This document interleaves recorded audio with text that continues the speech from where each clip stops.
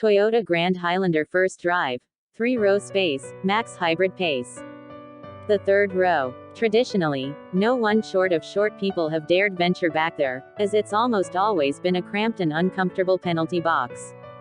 Unless of course you're riding in a minivan or gigantic SUV. But for whatever reason the minivan has become as unpopular as most third rows, and the bigger the SUV, the more unwieldy it becomes to navigate through urban landscapes. Lately though, several big but not too big 3-row SUVs have stepped into the breach in an effort to make things less onerous out back and from behind the wheel, with the all-new 2024 Toyota Grand Highlander being Toyota's take on the theme. Yes, the Toyota Highlander, with which the Grand Highlander shares some componentry, a powertrain, and a name-ish, has a third row. No, it's not nearly as grand as the Grand Highlanders, which was designed from the jump to be a 7 or 8 passenger SUV. It has roughly a 4-inch longer wheelbase and is roughly 4 inches longer overall than the biggest Highlander, and it's some 2 inches taller and wider, as well. What that means for the way-back passengers especially is more space for heads, hips, knees, legs, shoulders, name the room, there's more of it in the Grand Highlander. And, you guessed it, there's more cargo room as well. During its show and tell presentation to the media, Toyota highlighted an image with 7 suitcases shoehorned behind the Grand Highlander's third row. They made it work thanks to the SUV's 20.6 cubic feet of space. There are also 57.9 cubes behind the second and an impressive 97.5 cubic feet behind the first row. The seats also neatly fold flat for easier cargo loading. That's some 10 additional cubic feet than the Kia Telluride and almost 13 more than the Jeep Grand Cherokee L, two of the Grand Highlander's stated competitors. As for what it's actually like back there, we easily hiked our way in after a quick flip forward of the second row captain's seat. Top-tier Platinums have heated and ventilated second row seats. While the bottom and back supports aren't super comfy, they aren't board-like, either. Headroom for this 6-footer was more than acceptable, as was legroom with the second row moved up just a smidge. In short, 2 not-so-short adults would have no problem spending an hour or more back there. There are also USB-C ports on either side, 7 in all throughout the cabin, and ample room for drinks and even tablets. All in all, it's a solid third row. How grand is it to drive?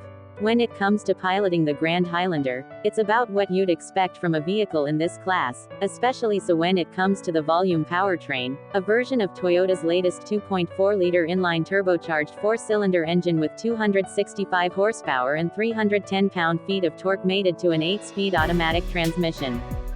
Toyota claims a 0 to 60 mph time of 7.5 seconds, which seemed reasonable from our time behind the wheel traversing up, down, and around in one equipped with the Turbo 4 on Hawaii's Big Island. We weren't overwhelmed or underwhelmed, call us whelmed. In our recent big test of 7 contenders in the segment, that time would put the Grand Highlander as second slowest, but we're sure it'll be just fine for most of the 75% or so customer mix that Toyota says will opt for this powertrain. In any event, it should offer enough oomph to get by with 7 or 8 passengers and/or lots of gear in tow. Speaking of towing, the gas model can haul up to 5,000 pounds. The all-wheel drive version with a dynamic torque control feature, available with front drive as well, is estimated at 20-26 22nd city, highway, combined mpg, a decent number for a vehicle that weighs more than 4,500 pounds. If you want a more grandiose MPG rating, there's always the entry hybrid version, which we didn't get a chance to drive. It comes equipped with a version of Toyota's familiar gas-electric powertrain with a 2.5-liter Atkinson Cycle 4 and continuously variable transmission, and a choice of either front drive or on-demand all-wheel drive. It's roughly the same version found under the hood of the Highlander Hybrid, with close to the same total system horsepower, 245 horsepower, and torque 177 pound-feet. While we're super impressed with its estimated mileage numbers, 36 city, 32 highway, 34 combined, for such a big vehicle, we do wonder how well it would perform when fully laden.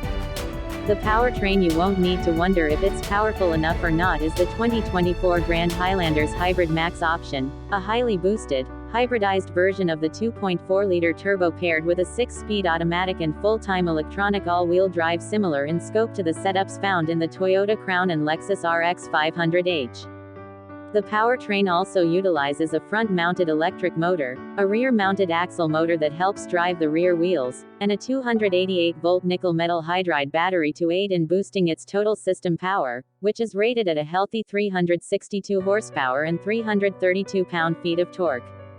In addition, the AWD setup can instantly meter the power from a 70/30% front-rear split to as much as 20/80 split depending on the driving situation.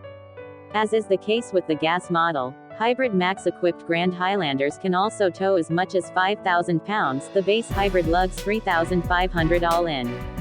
During our time in a high-end, hybrid max-powered Grand Highlander Platinum, the XLE is the base trim level and Limited is the middle child, we found the powertrain to be potent motivation for a roughly 4,900-pound SUV. Toyota claims a 0 to 60 mph time of 6.3 seconds for hybrid max versions, and we felt nothing to dispute that. As for how the Grand Highlander drives in general, we didn't get a chance to do any volcanic rock off-roading or even take it on any challenging asphalt, as the Big Island's tarmac is mostly smooth stuff. But what we could discern is the Grand Highlander's steering feel is relatively direct and surprisingly good for a vehicle of its size. Same goes for the brakes, which are slightly bigger in the hybrid max models. Pedal feel is firm and direct from the outset and there's no mushiness as you press down. At speed, the cabin is well isolated and does a solid job keeping out the outside world while welcoming in a meaty engine note when you mash the accelerator. All models regardless of powertrain are equipped with the obligatory Sport, Eco, and Normal drive modes. Sport mode actually holds a gear longer, and some models come with paddles to shift if you're feeling frisky. The gas and hybrid max models also come with a multi-terrain select setup with 3 modes: mud and sand, rock and dirt, snow. Regardless of the mode you choose, the suspension transmits more than a bit of impact harshness into the cabin when you crash over the occasional washboard. And in the few twisty sections we were able to charge into, we found it a smidge wallowy. We'd rather have this vehicle tuned to be more comfortable over the bumpy stuff, or at least offer more comfort-oriented setting, with slightly less lean into corners, but that's just us. For the overwhelming majority of owners, the setup will no doubt prove more than sufficient. Inside and out, it's a higher-class Highlander. What should also be more than up to snuff for most folks interested in a Grand Highlander is what you get in the cabin. In addition to the aforementioned plethora of USB ports, there are a multitude of cup holders, 13 in all, including 3 in the center console area with one that can hold a large water bottle, a feature we'd love to see with more frequency in other vehicles. Also standard across the lineup is Toyota's latest 12.3-inch infotainment screen, with wireless phone charging and wireless Apple CarPlay and Android Auto. Step up to the Limited and Platinum trims and other features become available, including a 12.3-inch multi-information display, a removable console between the second-row captain's chairs, a premium JBL sound system, a head-up display, and a panoramic sunroof. All trims also come with Toyota's Safety Sense 3.0 as standard, although higher trims are available with advanced features including front and rear parking assistant. On the Platinum, Toyota's new Traffic Jam Assist feature that offers hands-free driving below 25 miles per hour in certain conditions.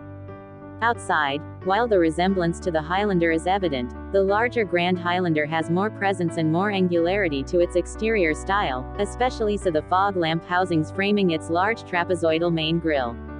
The rest of the vehicle cuts a profile that's visually non-threatening compared to the rest of the segment. Interestingly, it doesn't ride on giant wheels and tires, with an 18-inch package on XLE and 20-inch wheels on Limited and Platinum. All in all, while the Grand Highlander doesn't exactly break any new ground, it fills a niche for Toyota with an offering that will undoubtedly be able to compete against several established 3-row SUVs like those in the aforementioned big test. Is it grander than the rest of the pack, especially out back? We look forward to pitting the Grand Highlander against the best in the segment soon. Prices start just under $45,000 for the front-drive XLE and around $60,000 for the Platinum. Prices will be finalized as the model arrives in Toyota dealerships soon.